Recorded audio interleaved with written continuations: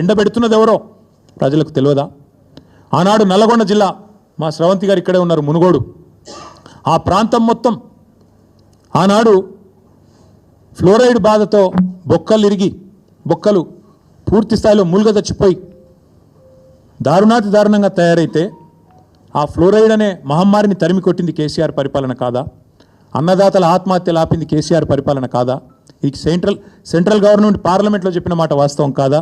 ఇట్లా చెప్తూ పోతే వందలు ఉన్నాయి. చివరికి ఎంత దారుణం అంటే నల్లగొండ జిల్లాలో ఫెయిల్ అయిన బోర్లే ఇంటి పేరుగా రైతులు మార్చుకునే పరిస్థితి. బోర్ల రామరెడ్డి గారు, ఆయన ఇంటి పేరు బోర్ల రామరెడ్డి, 57 బోర్లేసి బొక్క బోర్లా పడ్డ వ్యవసాయం తెలంగాణలో ఉన్నమాట వాస్తవం కాదా?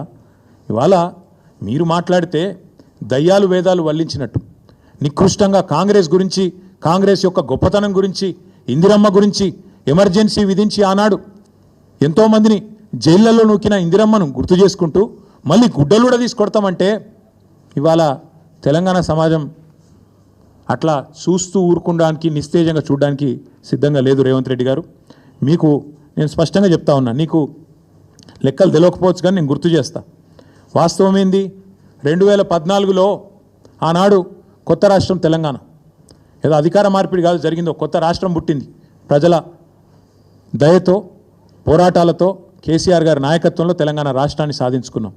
సాధించుకున్న రాష్ట్రంలో మన ఆర్థిక పరిస్థితి మనకు తెలియకపోయినా 2 దఫాల్లో 30,000 కోట్ల రుణమాఫీ చేసింది కేసీఆర్ ప్రభుత్వం కాదా? ఆనాడు కరోనా వచ్చినా, పెద్ద నోట్ల రద్దు లాంటి సమస్యలు వచ్చినా, కొత్త రాష్ట్రానికి మోడీ గారు ఎన్నో రకాలుగా ఇబ్బందులు పెట్టే ప్రయత్నం చేసినా అన్నీ తట్టుకొని 30,000 కోట్లు రుణమాఫీ చేసింది కేసీఆర్ ప్రభుత్వం కాదా? అట్లాగే ఇక సాగునీటి ప్రాజెక్టులు వాటిని సస్యశ్యామలం చేయడం, నేను మళ్ళీ చెప్తా ఉన్నా, మీరే కదా ఫామ్ ఏందది రైతు డిక్లరేషన్. మీరు రాహుల్ గాంధీ వరంగల్కి వచ్చి ఇన్ని మాటలు చెప్పిండు, ఒక్కటని అమలైందా? ఇంట్లో ఒకటేసారి రుణమాఫీ అన్నారు. 50,000 కోట్ల రుణమాఫీని 12,000 కోట్లకు కుదించి చేతులు దులుపుకున్నారు, అవతల పడ్డారు, అయిపోయింది అంటున్నారు. 12,000 కోట్లు దాటలు ఇంకా ఈరోజు కూడా. మళ్ళీ మాట్లాడితే సిగ్గు లేకుండా 21,000 కోట్లు అని చెప్తారు. మీకు ఇదివరకు కూడా చెప్పినా, మళ్ళీ కూడా చెప్తా ఉన్నా, ఇందులో ఒక్కటని అమలైందా? ఒక్కటంటే ఒక్కటి అయినా సిగ్గు లేకుండా మాట్లాడతారు. అట్లాగే ఎన్నో చేశాం, మీకు చెప్తే చాలా ఉన్నాయి. 2,603 రైతు వేదికలు కట్టినాం. 5,000 ఎకరాలకు ఒక్కొక్కరు చొప్పున అగ్రికల్చర్ ఎక్స్టెన్షన్ ఆఫీసర్లను పెట్టినాం. ఏదో మాటలతోనో డైలాగులతోనో కాలేదు తెలంగాణలో వ్యవసాయ విస్తరణ. కేసీఆర్ గారి నాయకత్వంలో అకుంఠిత దీక్షలాగా, ఒక తపస్సులాగా చేస్తే ఇన్ని రంగాలకు కలబోత, సాగునీరు, విద్యుత్తు, అట్లాగే ఇరిగేషను, ఇవన్నీ కలిస్తే, గ్రామీణాభివృద్ధి కలిస్తే వాటి సమాహారంగా అల్టిమేట్గా తెలంగాణ ఇలా భారతదేశంలో నెంబర్ 1 అయింది. మేము రెడీ. నువ్వు అసెంబ్లీలో పెడతావా చర్చ, లేదా అంబేద్కర్ కాడ పెడతావా, కొండారెడ్డి పల్లెలో పెడతావా, చింతమడకలో పెడతావా, కొడంగల్లో పెడతావా, గజ్వేల్లో పెడతావా, ప్లేసు నీ ఇష్టం, ఎక్కడంటే అక్కడికి వస్తాం. కానీ నువ్వు తప్పించుకపోయే బాబత్ మాకు తెలుసు. నువ్వు గ్యారంటీ ఏం చేస్తావు? ఈయనకి ఏంటంటే అలవాటు, బురద చల్తాడు, అవతల పడతాడు, ఇట్లా చల్తాడు, ఏదో మాట అంటే డైలాగే నేను ఎక్కడన్నా అని మళ్ళీ అవుతాడు. ఆయననే చెప్పిండి, నిన్న కేసీఆర్ వస్తాడా కేటీఆర్ వస్తాడా అన్నాడు.